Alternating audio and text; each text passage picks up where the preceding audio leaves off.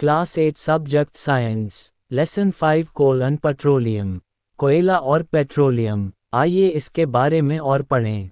प्राकृतिक संसाधनों की श्रेणियाँ। ऊर्जा के स्रोत। हमें जीवाश्म ईंधन कोयला कोल tar कोयला गैस पेट्रोलियम प्राकृतिक गैस। पर्यावरण पर मानव प्रभाव। प्राकृतिक संसाधनों का संरक्षण कैसे मिलता है। रीफ ब्रह्मांड का एकमात्र ग्रह है जो जीवन का समर्थन करने के लिए जाना जाता है। वैज्ञानिक का कहना है कि पृथ्वी का निर्माण लगभग 4500 मिलियन वर्ष पहले हुआ था और वह पहली बार लगभग 3500 मिलियन वर्ष पहले पृथ्वी पर प्रकट हुई थी। उस समय पृथ्वी पर जो स्थितियां मौजूद थीं, उनसे जीवन की उत्पत्ति संभव हुई। ये पूर्व संध्या है कि पृथ्वी पर प्रकट होने वाले पहले जीवन रूप कोशिकीय थे, यानी उनमें एकल कोशिकाएं शामिल थीं। लाखों वर्षों में जीवन के उच्चतर इमेज धीरे धीरे जीवन के इन सरल रूपों से विकसित हुए। इससे पौधों और जानवरों की उन प्रजातियों का निर्माण हुआ जो आज पृथ्वी पर मौजूद हैं। हमें अपनी मूलभूत आवश्यकताओं की पूर्ति के लिए प्रतिदिन विभिन्न प्रकार की सामग्रियों की आवश्यकता होती है। पृथ्वी पर उपलब्ध संसाधन और सूर्य से प्राप्त ऊर्जा पृथ्वी पर सभी जीवन रूपों की बुनियादी आवश्यकताओं को पूरा करने के लिए आवश्यक हैं। मनुष्य द्वारा उपयोग की जाने वाली अधिकांश सामग्रियां प्रकृति में पाई जाती हैं और इनमें से कई मानव प्रयासों द्वारा बनाई गई हैं। वायु, खनिज, मिट्टी, पेड़ और पानी जैसे पदार्थों को प्राकृतिक ऊर्जा कहा जाता है। प्राकृतिक संसाधन वह सब कुछ है जो पृथ्वी के अंदर, ऊपर या ऊपर होता है जिसका उपयोग वे अपनी आवश्यकताओं को पूरा करने के लिए करते हैं। लोग प्राकृतिक संसाधनों का निर्माण नहीं करते बल्कि उन्हें उपयोग के लिए एकत्रित करते हैं। विभिन्न क्षेत्रों में अलग अलग प्राकृतिक संसाधन हैं। उदाहरण के लिए, हमारे देश में मध्य प्रदेश में कई पेड़ हैं, पंजाब और हिमाचल प्रदेश में फसलों के लिए अच्छी मिट्टी है और अधिकांश राज्यों में गर्म मौसम है जो फलों और सब्जियों को उगाने के लिए उत्कृष्ट है। हरियाणा। प्राकृतिक संसाधनों की श्रेणियाँ। Categories of natural resources. विभिन्न संसाधनों की उपलब्धता को ध्यान में रखते हुए इन प्राकृतिक संसाधनों को दो मुख्य श्रेणियों में वर्गीकृत किया गया है। अक्षय प्राकृतिक संसाधन इनएग्जॉस्टिबल नेचुरल रिसोर्सेज, वे संसाधन जो मौजूद हैं, हमारी प्रकृति में असीमित मात्रा और निकट भविष्य में मानवीय गतिविधियों द्वारा समाप्त होने की संभावना नहीं है। इसे अटूट प्राकृतिक संसाधन कहा जाता है। सूरज की रोशनी, पानी, हवा, मिट्टी। खत्म होने वाले प्राकृतिक संसाधन एग्जॉस्टिबल नेचुरल रिसोर्सेज, वे संसाधन जो मौजूद हैं, हमारी प्रकृति में सीमित मात्रा और निकट भविष्य में मानव गतिविधियों द्वारा समाप्त होने की सबसे अधिक संभावना को समाप्त प्राकृतिक संसाधन कहा जाता है, जैसे खनिज, वन्य जीवन और जीवाश्म ईंधन कोयला, प्राकृतिक गैस और पेट्रोलियम। हालांकि इन समाप्त हो जाने वाले प्राकृतिक संसाधनों को लंबे समय तक बनाए रखा जा सकता है यदि उनका उपयोग विवेकपूर्ण तरीके से किया जाए ताकि उनकी पुनः पूर्ति हो सके। Knowledge box. जीवाश्म ईंधन का उत्पादन और उपयोग पर्यावरणीय चिंताओं को बढ़ाता है, क्योंकि इन्हें जलाने पर कार्बन डाइऑक्साइड उत्पन्न होता है जो एक ग्रीनहाउस गैस है और ग्लोबल वार्मिंग का कारण बनती है। जिन ऊर्जा स्रोतों का एक बार उपभोग हो जाता है, उन्हें पुनर्जीवित नहीं किया जा सकता है। इन्हें जीवाश्म ईंधन जैसे गैर नवीकरणीय ऊर्जा संसाधन नॉन रिन्यूएबल एनर्जी रिसोर्सेज कहा जाता है। ऊर्जा के स्रोत। Sources of energy. मनुष्य को अपने प्रत्येक कार्य के लिए ऊर्जा की आवश्यकता होती है। घरेलू उपयोग, उद्योग और कृषि के लिए ऊर्जा की आवश्यकता होती है। आज हम रोजमर्रा की जिंदगी में टीवी, कंप्यूटर, एयर कंडीशनर और टेलीफोन जैसे विभिन्न उपकरणों का उपयोग करते हैं, जिन्हें किसी न किसी रूप में ऊर्जा की आवश्यकता होती है। हमारी बढ़ती ऊर्जा को पूरा करने के लिए मांगों के अनुसार हमें ऊर्जा उत्पादन के विभिन्न स्रोतों का दोहन करने की आवश्यकता है। ये स्रोत या तो नवीकरणीय या गैर नवीकरणीय हो सकते हैं। नवीकरणीय स्रोत ऊर्जा के बेहतर स्रोत हैं क्योंकि उनकी पूर्ति की जा सकती है। आजकल कई नवीकरणीय ऊर्जा स्रोत उपयोग के लिए उपलब्ध हैं, जैसे सौर ऊर्जा, कोयला, पेट्रोलियम और प्राकृतिक गैस जैसे गैर नवीकरणीय ऊर्जा स्रोतों से पवन जल ऊर्जा, जिन्हें आमतौर पर जीवाश्म ईंधन के रूप में जाना जाता है। इन स्रोतों की गैर नवीकरणीयता संभवतः कीमतों का कारण बनेगी क्योंकि वे अब आसानी से उपलब्ध नहीं हैं। हम आगे बढ़ने के लिए इन संसाधनों का उपयोग बहुत सावधानी से करते हैं। आइए हम कोयला, पेट्रोलियम और प्राकृतिक गैस जैसे खत्म होने वाले संसाधनों के बारे में और अधिक जांच करें, जो हमारी ऊर्जा आवश्यकताओं की रीढ़ हैं। इनका निर्माण लाखों वर्ष पहले पृथ्वी पर रहने वाले पौधों और जानवरों के मृत अवशेषों जीवाश्मों से हुआ था और इसलिए इन्हें जीवाश्म ईंधन कहा जाता है। जीवाश्म ईंधन आकाश में हवाई जहाज और रॉकेट से लेकर सड़क पर कारों तक हर चीज़ को बिजली देने के लिए ऊर्जा प्रदान करते हैं। हमें जीवाश्म ईंधन कैसे प्राप्त होता है? जीवाश्म ईंधन गहराई में स्थित होते हैं। How do we get fossil fuels? भूमिगत। इन्हें खनन की प्रक्रिया द्वारा पृथ्वी से निकाला जाता है। क्या आप कोयला खदान श्रमिकों द्वारा सामना किए जाने वाले व्यावसायिक खतरों के बारे में सोच सकते हैं? हर बार जब आप किसी स्विच को अनावश्यक रूप से चालू रखते हैं, तो याद रखें कि यह उस ऊर्जा की खपत कर रहा है जो उस कोयले से उत्पन्न हुई थी जिसे बहुत जोखिम उठाकर निकाला गया था। कोयला कार्बन, हाइड्रोजन और ऑक्सीजन यौगिकों का एक जटिल मिश्रण है जिसमें कुछ प्रतिशत नाइट्रोजन, सल्फर और फास्फोरस होता है। ये पृथ्वी की सतह के नीचे गहराई में पाया जाता है जहां से खुदाई करने पर इसे प्राप्त किया जाता है। कोयले का निर्माण फॉर्मेशन ऑफ कोल।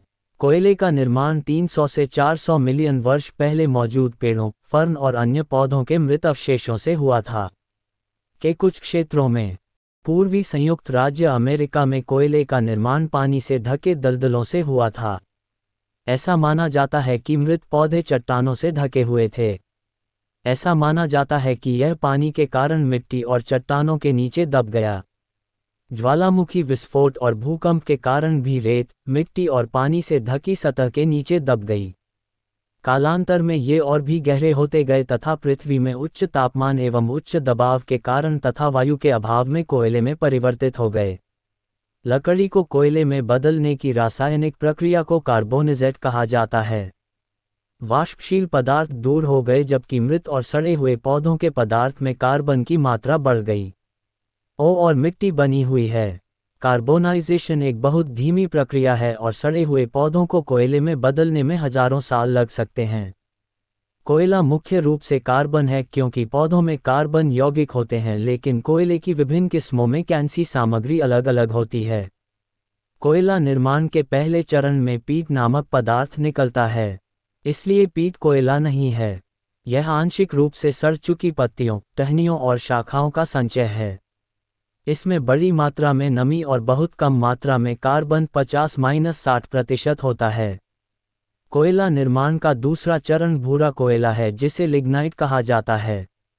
ये संपीड़ित वुडी पदार्थ से बना है जो अपना अधिकांश नमक खो चुका है, इसलिए कार्बन की मात्रा 70% तक बढ़ जाती है।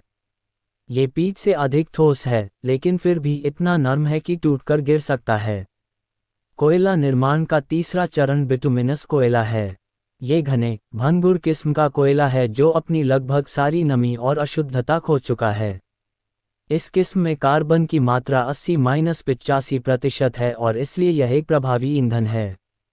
लेकिन जब ये जलता है तो ये राख और सल्फर यौगिक पैदा करता है जो प्रदूषक होते हैं।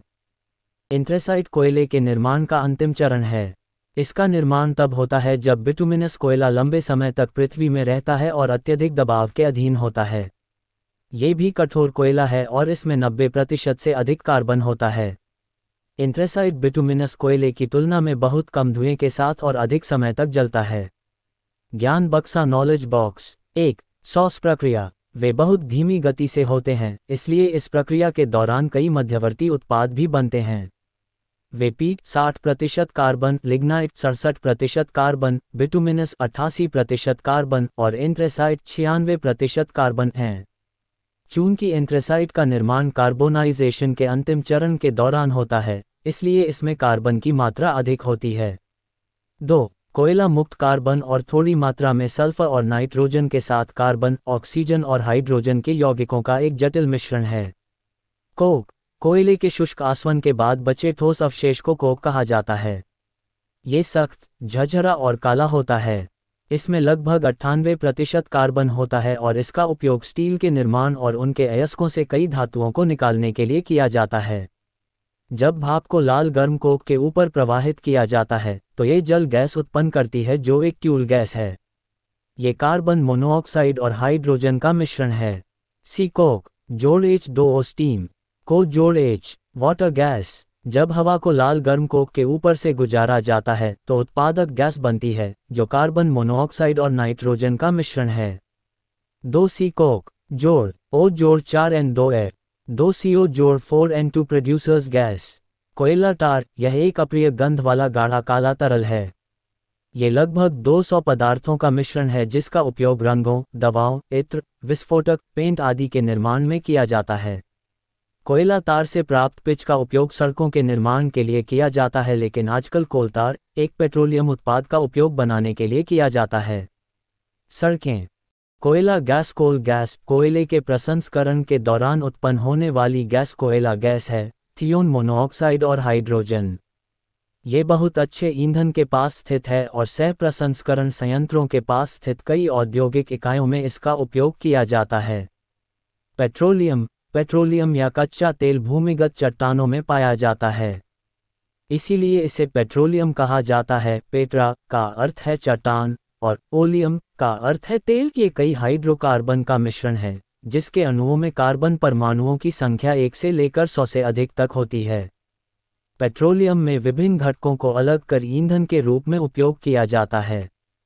पेट्रोल, डाई और केरोसिन पेट्रोलियम से प्राप्त कुछ ईंधन हैं। ज्ञान बक्सा नॉलेज बॉक्स। पेट्रोलियम वर्तमान सभ्यता की जीवन रेखा है। दरअसल कुछ देशों की अर्थव्यवस्था उसके पेट्रोलियम भंडार पर निर्भर है। इसे काला सोना भी कहा जाता है। पेट्रोलियम का निर्माण फॉर्मेशन ऑफ पेट्रोलियम, ऐसा माना जाता है कि यह प्राचीन अंग सामग्री से प्राप्त हुआ है जिसे पहले जीवाणुक्रिया द्वारा और फिर दबाव को गर्म करके परिवर्तित किया गया है। ऐसा माना जाता है कि पेट्रोलियम समुद्र में रहने वाले सूक्ष्मजीवों और छोटे पौधों के अवशेषों से बनता है। लाखों वर्षों में जब ये जीव मर गए तो उनके अवशेष समुद्र के तल में डूब गए और रेत और मिट्टी से ढक गए। उसके दबाव के रासायनिक प्रभाव और बैक्टीरिया के कारण होने वाली उत्प्रेरक क्रिया के कारण ये अवशेष पेट्रोलियम बनाने के लिए विघटित हो गए। ये पेट्रोलियम गैर छिद्रित अभेद्य चट्टानों की परतों के बीच फंस गया। इस निर्माण के दौरान पेट्रोलियम गैस पेट्रोलियम तेल की सतह के ऊपर जमा हो गई जिसे प्राकृतिक गैस के रूप में जाना जाता है। पृथ्वी के नीचे पेट्रोलियम एवं प्राकृतिक गैस की उपस्थिति। पेट्रोलियम का शोधन रिफाइनिंग ऑफ पेट्रोलियम।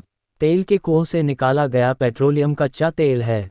नमक, पानी और पार्थिव कणों के साथ हाइड्रोकार्बन के मिश्रण से बनी सामग्री।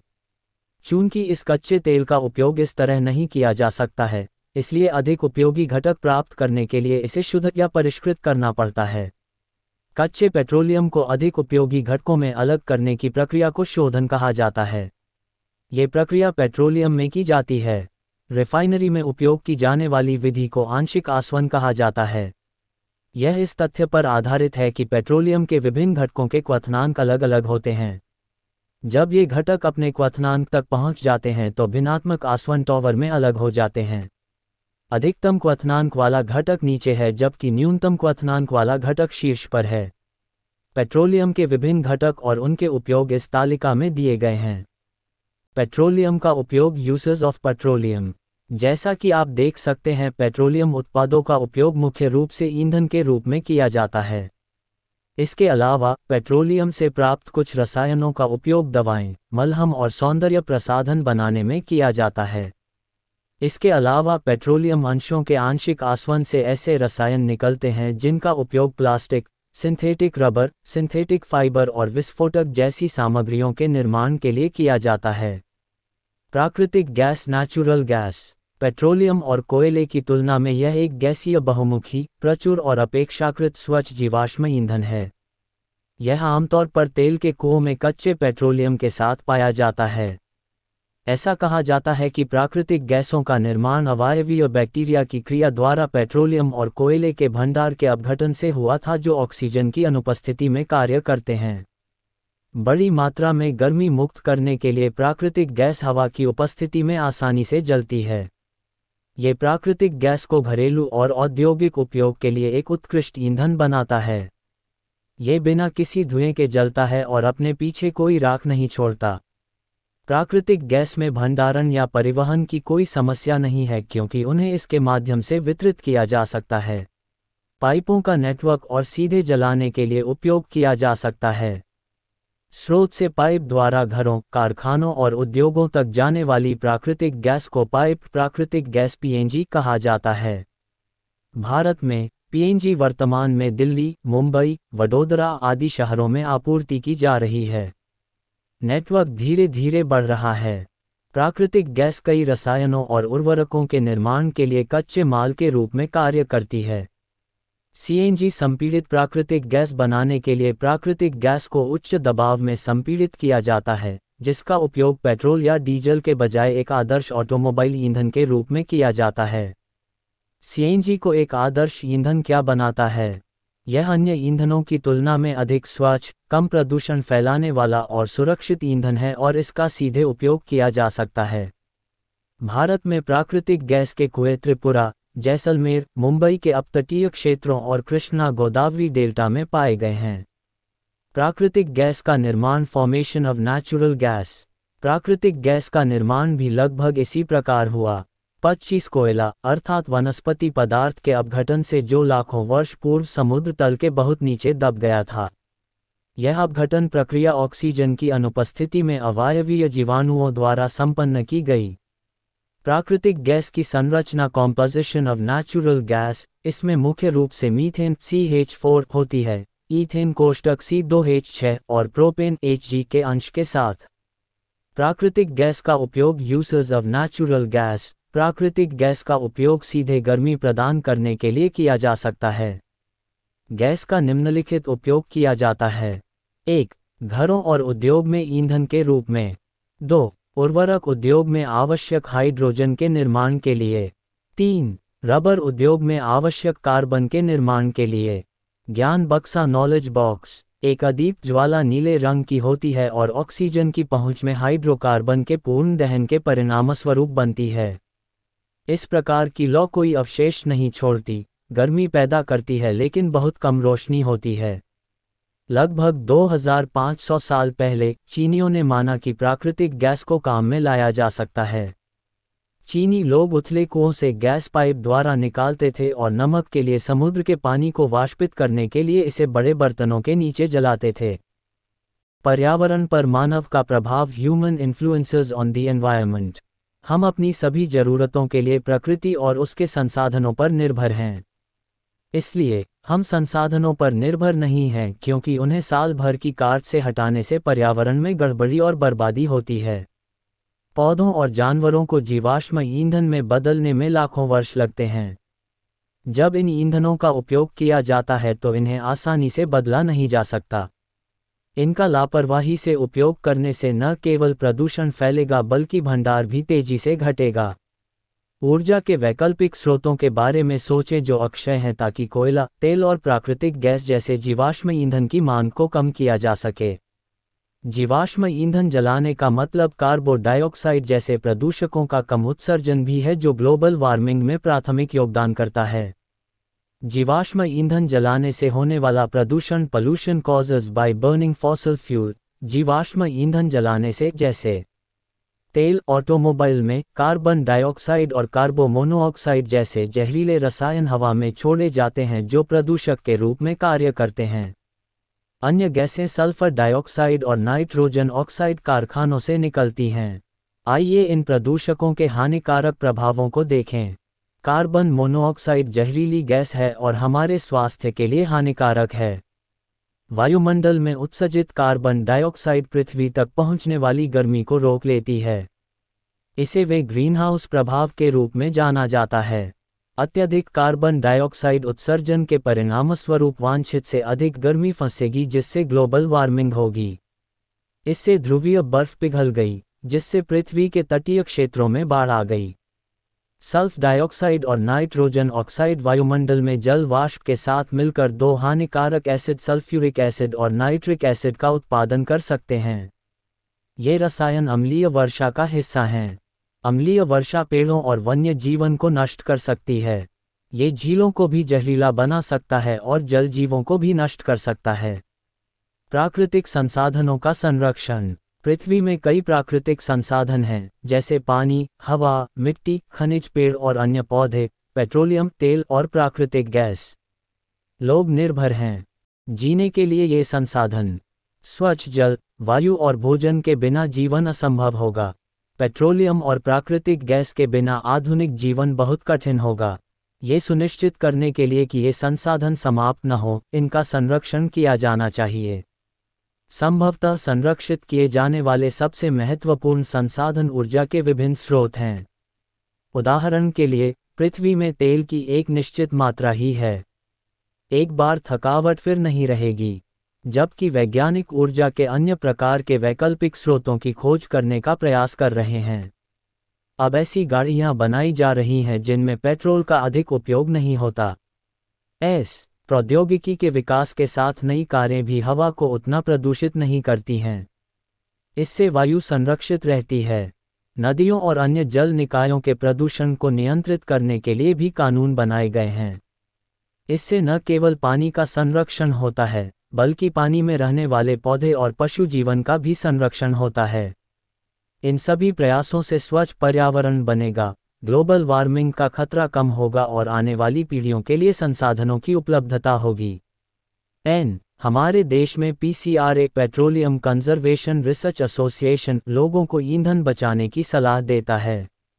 वे आपके वाहन की दक्षता और पर्यावरण संरक्षण के लिए निम्नलिखित सुझाव देते हैं। पहचान, गैस चालू होने और ऑटोमोबाइल के अचानक टूटने से बचें। बेहतर माइलेज और अधिकतम इंजन जीवन के लिए इंजन की उचित ट्यूनिंग।